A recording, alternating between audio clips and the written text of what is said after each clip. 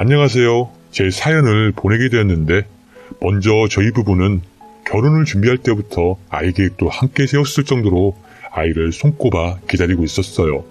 워낙 저와 남편 둘 다 아이를 좋아하기도 했었고 저희 어릴 적 꿈이 아이 3명 낳기, 따뜻한 엄마가 되는 것이었거든요. 저희 어릴 적 꿈이 왜 그랬던 것인지 지금 생각해보면 저희 부모님의 영향이 없지 않아 있었던 것 같아요. 저희 부모님은 저와 남동생에게 넘치는 사랑을 주셨고 그래서인지 저희 남매는 사랑을 많이 받고 자란 티가 난다는 말을 항상 들어왔었어요. 많은 사랑을 주시면서도 사람은 댐댐이가 중요하다는 말을 하면서 가정교육과 인성교육에 대해 신경을 많이 써주셨어요. 그렇다 보니 학창시절에도 사회생활을 할 때에도 항상 사람들 중심에 서 있었고 인기가 많았던 것 같아요. 어쨌든 그렇게 자라오다 보니 저희 남편은 좋은 남편, 좋은 아빠가 될 것 같은 남자를 만나서 빨리 결혼하여 아이를 낳는 거였죠. 그렇게 결혼한 뒤 5개월 정도가 지나고 부부에게는 그토록 기다리던 선물이 찾아오게 되었어요. 아이를 임신했던 사실에 너무나 기뻐서 저희는 산부인과에 가서 임신하는 것을 확실하게 듣고 난 뒤 바로 친가와 시댁에 알렸습니다.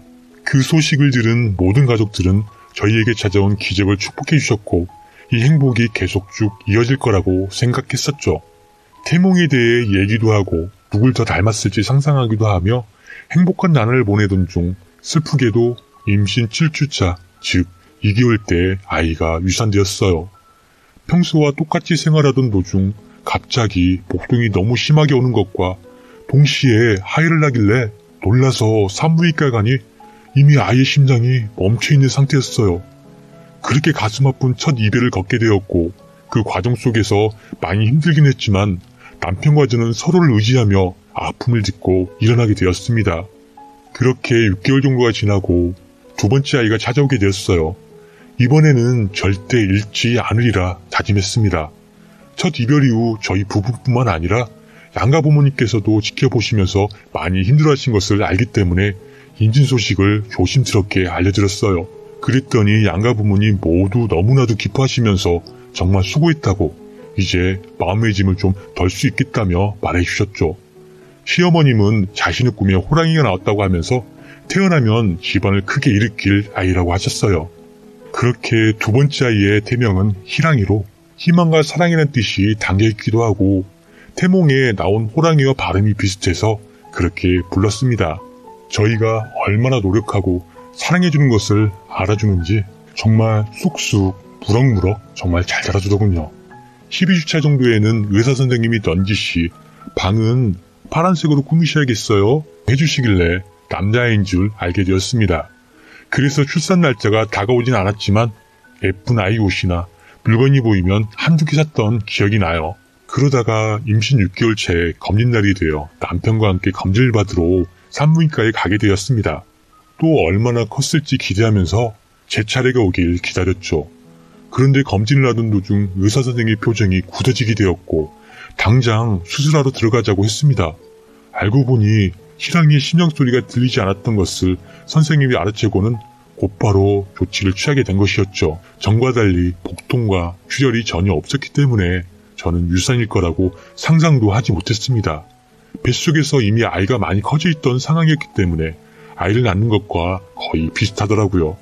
그래서 수술 후 회복을 위해 많이 노력했고 제 주변 사람들도 많이 걱정해주면서 저를 많이 배려해주더군요. 그런데 유산 후 첫 생리를 하는데 생리통이 너무 심하기도 하고 생리량이 예전보다 많아졌길래 당황했지만 다음 생리 때는 괜찮아지더군요. 그리고 산부인과에서도 수술을 깔끔하게 잘 되었다고 하기도 하고 인터넷에서 찾아보니 수술 후 이런 경우가 간혹 있다고 하길래 크게 걱정하지는 않았어요. 솔직히 말하면 두 번째 유산을 겪게 된 후 많이 힘들었던 것 같아요. 좀 많이 지쳐있던 상태였고 우울감이 심해지다 보니 이런 증상에 대해 신경 쓸 겨를도 없었죠. 그러다 이러면 제가 정말 죽을 것 같아서 정신을 차리고 건강을 회복하기 위해 다시 일어서기 시작했습니다. 그렇게 1년간의 제가 노력을 하니까 서서히 괜찮아지기 시작했고 그때부터 남편과 여행도 많이 다녔어요. 유산을 겪은 후 총 2년이라는 시간이 지난 뒤 저희는 다시 아이 계획을 세워보자는 이야기가 나오게 되었어요. 그런 김에 임신을 제대로 준비하기 위해 산부인과에 가서 자궁 건강을 체크하러 가게 되었습니다. 그런데 그곳에서 충격적인 사실을 알게 된 것이죠. 자궁 위쪽에는 약 5cm 정도 되는 크기의 혹이 있었고 자궁 성근증도 함께 있었기 때문에 의사 선생님은 적출 수술을 권유하시더라고요. 솔직히 많이 고민했습니다. 선생님은 요즘에는 수술 말고도 다른 방법이 많다고 하면서 선택지가 수술밖에 없는 것은 아니라고 하더군요. 그래서 처음에는 시술로 치료를 해보기로 시작했습니다. 그런데 한 반년쯤 지나고 보니 갑자기 혹이 더 커지게 되었고 결국 수술을 해야 하는 상황이 오게 되었어요. 저희는 아이를 그토록 바래왔기 때문에 더 고민이 되었던 것 같습니다. 하지만 남편은 저만 있어도 된다고 아이는 필요 없다고 하며 저를 다독여줬습니다. 그런데 그런 남편이 수술 후 2년 정도 지나고 나니 변하기 시작했습니다. 옛날에는 항상 저만 있어도 된다고 하면서 회사 끝나면 친구들도 만나지 않고 저와 함께 있던 남편은 점점 외출을 하는 일이 늘어났어요. 솔직히 결혼하고 시간이 많이 지내왔던 시기이기 때문에 권태기인가라는 생각이 들어서 이틀을 조금만 참으면 남편이 다시 돌아올 거라고 생각했습니다. 항상 모든 부부가 신혼 때처럼 살 수 있는 것은 아니니까요. 그런데 참다 보니 시간이 지나도 변하지 않더라고요. 그래서 하루는 주말에 남편이 친구를 만나고 오겠다고 하길래 조심스럽게 말을 꺼내보았습니다. 남편, 오늘 나가지 말고 같이 있는 거 어때? 라고 했더니 갑자기 짜증을 확 내는 겁니다. 아 진짜 넌 맨날 나랑 붙어있잖아. 왜 이렇게 바라는 게 많아? 아니 우리 같이 있는 거 부족한 것 같아서 짜증나게 말 더하게 만들지 마. 이런 식으로 계속 말하는 남편에게 저도 조금씩 열받기 시작했고 결국 저희는 말싸움으로 번지게 되었어요. 그런데 문제는 남편이 저에게 말실수를 했다는 거죠. 내가 친구 좀 만나고 오겠다는데 왜 이렇게 난리를 치고 그래? 얘도 못 낳는 게 말이야 왜 이렇게 훈계질이야? 뭐 얘를 못 낳는 게? 이 한마디가 저에게 비수가 되어서 꽂히더군요. 남편도 말해놓고 아차 했는지 그러니까 왜 건들고 그래? 라고 하면서 그날은 나가지 않았고 며칠간 저희 사이는 냉랭했습니다. 그때부터 이 남자는 권태기가 아니라 저에게 마음이 떠난 것이구나 라는 것을 알고 도대체 뭐 때문인지 남편을 의심하게 되었습니다. 그렇게 몇 주간 남편을 조심스럽게 지켜보다가 남편과 시어머니의 문자 내용을 우연히 보게 되었어요. 그걸 보고 정말 기가 막혔습니다. 시어머니는 제가 임신을 하지 못하는 사실을 알게 된 후 남편과 저를 이혼을 시키겠다는 생각을 하셨나 봐요. 그래서 시어머니는 남편에게 1년 전부터 이혼 얘기를 꺼냈었고 남편은 절대 그러지 않겠다고 그런 얘기 다시 꺼내지 말라고 그랬더군요. 아무리 설득해도 남편이 고집을 부리니까 시어머니가 그럼 이 여자 한번 만나보고 오라며 그 뒤로는 절대 얘기 꺼내지 않겠다고 해서 남편이 저 몰래 수기 자리에 나가게 된 것입니다. 그런데 첫 만남부터 강렬했는지 둘은 결국 사랑에 빠지게 된 것이었고 계산해보니 남편이 변하기 시작한 시기와 딱 떨어지더라고요. 더 파고 보니까 이 여자가 시부모님과 남편 이렇게 4명이서 여행도 가고 식사 자리도 가지면서 저보다 더 시댁에 왔다 갔다 한 것 같았습니다. 그 사실을 알자마자 저는 시댁에 달려갔습니다. 시댁에 가니 시어머니가 당황한 표정을 지으면서 문을 여시더라고요. 들어오라고는 하지 않으시고 여긴 갑자기 왜 왔니? 라고 하길래 갑자기 촉이 와서 시어머니 밀치고 집 안으로 들어갔습니다. 와, 그런데 그 안에는 남편의 내연녀가 앉아 있었습니다. 시어머니와 내연녀 둘이서 식사를 하고 있었던 것이었죠. 그 여자는 제가 누구인지 이미 알고 있는 듯 싶었습니다. 그래서도 모른 척하고 물었어요. 어머니, 이 여자 누구예요? 제가 모를 거라고 생각했는지 앞동 아가씨라고 하더군요. 그래서 식탁 앞으로 걸어가서 식탁 위에 있던 그릇들을 전부 바닥으로 쓸어버렸습니다. 그랬더니 시어머니랑 그 여자 놀라서 저를 바라보고 있더라고요. 다시 말해보세요. 앞동 아가씨라고요? 아가 왜 그래? 앞동 아가씨라니까? 계속 거짓말하는 시어머니에게 너무 화가 나서 거실로 걸어가 TV를 잡고 바닥으로 던지고 손이 잡히는 걸 모두 던져버렸습니다. 그 여자는 제가 난리를 치는 와중에 남편에게 전화를 걸고 시어머니는 제가 난리를 더 이상 못 피도록 붙잡고 있었지만 화가 난 제 힘을 이기지 못하고 뿌리치자 바닥에 낚아 떨어지더라고요. 그리고 통화하는 그 여자 폰을 뺏어서 바닥으로 던져버렸습니다. 그랬더니 얘가 저보고 미쳤냐고 하면서 달려들더라고요. 그래서 제가 넌 닥치라고 소리 지르곤 어머니에게 말을 걸었습니다. 제가 모를 줄 알았어요? 정말 장난하세요? 다시 물어볼게요. 이 여자 누구예요? 라고 했더니 그제서야 시어머니 술술 불더라고요. 근데 그 옆에서 이 미친년이 쭈그리고 있어도 가만히 안 둘 판인데 이것이 제 화를 더 돋게 만들더군요. 뭔데 여기 와서 행패야. 꺼져. 애도 못 낳는다며 고장난 몸 어디다 쓰려고 하니? 그래서 2년 입 한 대 갈구고 머리채 잡았습니다. 그리고 바닥으로 내동댕이 친 뒤 그년한테 침 한번 태 하고 뱉어줬어요. 그래 내년은 자궁 건강해서 참 좋겠다. 건강 몸뚱아리 그동안 내 남편이랑 굴렸냐? 더러서 진짜. 태. 저는 그 여자 꿇어 앉혀놓고 머리 뒤통수를 여러 번 손바닥으로 후려쳤어요.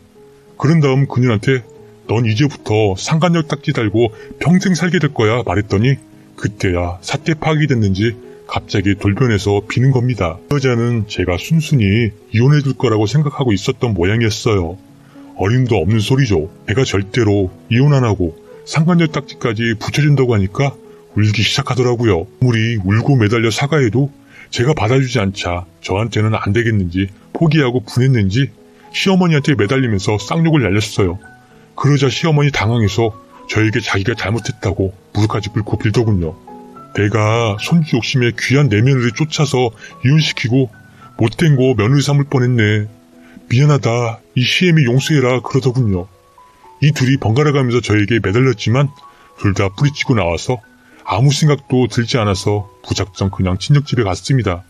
그렇게 친정집으로 차를 몰고 갔는데 산책을 가려고 밖으로 나오는 엄마를 보자마자 갑자기 긴장이 확 풀렸습니다. 저는 순간 현관문 앞에서 주저앉게 되었고 엄마는 왜 그런 거냐며 서둘러 저를 집으로 들어가자고 했어요. 없어 몰랐는데 식탁 위에 있던 그릇들이 떨어지면서 깨진 조각들이 제 발에 박혀 피는 철철 나고 있었고 제 힘을 감당하지 못할 정도로 써서 그런지 온몸이 몽이더군요.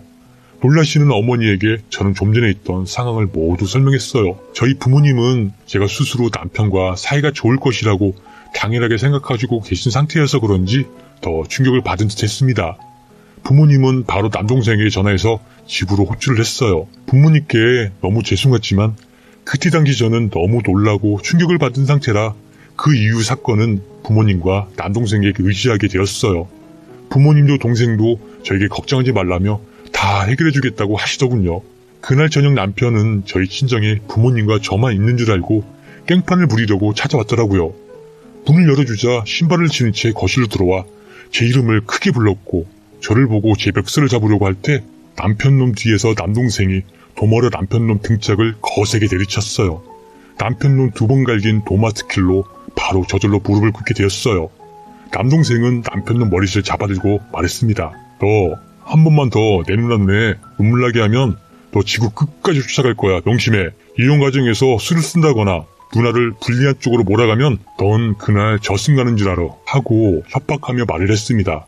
한 번도 본 적 없는 남동생의 포스에 남편은 벌벌 떨더니 다 포기하고 이혼해주겠다고 하더군요. 남동생은 그날 녹음도 하고 이혼에 대해 차후 어떻게 하겠다는 자필로 쓴 서약도도 받았어요. 그래서 저는 남동생 덕분에 쉽게 저에게 이론적으로 이혼을 하게 되었습니다. 지금은 이혼을 참 잘했다는 생각이 들 정도로 제 일을 사랑하면서 열심히 살고 있어요. 참 전남편 여자가 이놈한테 복수한 얘기 좀 해드려야겠네요. 이혼하고 바로 둘이 결혼이라도 할 줄 알았는데 전 남편 놈 가진 거 없고 직장 1차 그 여자 전 남편 버릴 생각했는지 시어머니 속여 돈 가지고 튀었다고 들었습니다. 시어머니 미련하게 저는 이제 안 될 것 같으니까 그 상간년한테 쫓아가 빌고 달려서 당신 아들이랑 잘해보라고 이것저것 다 퍼졌던 모양이에요. 그 여자도 보통이 아닌 게 전 시어머니 제대로 꼬셔서 재산 반 이상 가지고 잠적했다고 하더라고요. 어쨌든 시어머니한테는 저 대신 그 여자가 복수해줬더라고요. 그런 일이 있을 때 모르는 번호로 문자가 와서 봤더니 전 남편이더군요. 어이가 없어서 시원하게 욕 한번 박아주고 차단해버렸습니다. 사연은 여기까지였습니다. 구독과 좋아요, 알림 설정 부탁드리겠습니다.